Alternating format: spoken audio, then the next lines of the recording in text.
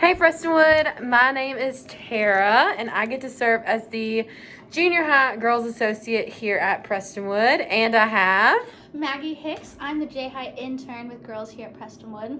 It's awesome to be able to be here today with y'all discussing just these important things of Genesis chapter 12. That's where we're going to be today, looking at the life of Abraham. Yes. And Abraham is just this really cool guy from the Old Testament because his life just shows such devotion to the Lord and such radical obedience. And I think it's so cool that we get to see from chapter 12 of Genesis where God introduces us to Abraham and he gives Abraham this incredible promise for a ton of land and blessing and children. And Abraham is like, I don't know how that's going to work, but he has faith in God to accomplish this incredible task. And he devotes his life to God because he trusts in him. And I think we get to see that his life of radical obedience truly comes from a lifetime of faith and failure, because it's so fun. Like, God gives him this promise, he believes in it, but then a couple chapters later, God's having to reiterate this promise to him because it's not coming into fruition.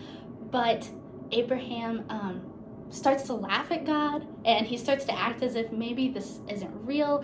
Abraham travels to some other countries with his wife, but he starts telling them that she's his sister, and he's just not following the Lord like he's supposed to. But then we kind of get to the climax of Abraham's life in chapter 22, where God calls him to sacrifice his son Isaac, and Abraham is totally willing to walk with God in obedience despite the fact that it seems kind of crazy. But again, we see that Abraham prioritizes God above the details.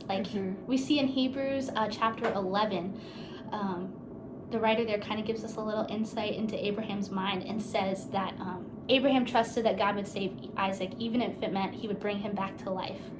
So Abraham was like, I don't know how this is going to work, but God, you promised that Isaac is the son that's going to fulfill this promise you gave to me, and I believe that that's what's going to happen. So even if I don't understand how, I trust you, God. And that is an amazing part. And then I also love how we get to see that in his radical obedience, Abraham knows and trusts God's voice. We see in Genesis chapter 2, verse 11, God calls out, Abraham, Abraham. And Abraham says, here I am, God. He knows the voice of the Lord and he obeys that voice. And this is a really cool contrast in comparison to Genesis chapter 3, where we see that Adam and Eve are in the garden and they have just committed the first sins in all of humanity. And when God comes walking through the garden looking for them, they hide from God. And I mean, they probably thought God was going to kill them, but he doesn't kill them. But nevertheless, they had sinned and they were no longer righteous before God, and their sin caused fear that separated them from God. But Abraham has faith in God and his promise, and God counts that as righteousness towards him. So when Abraham hears the voice of the Lord, Abraham has no need for fear because he has been counted righteous before the Lord. And in the same way, those of us who believe in the Lord today don't have to have fear when we come before the Lord. We can trust in his voice, and we can trust that he's going to lead us into a great path. He's going to lead us towards eternity with him, and he's going to walk with us for all of our days.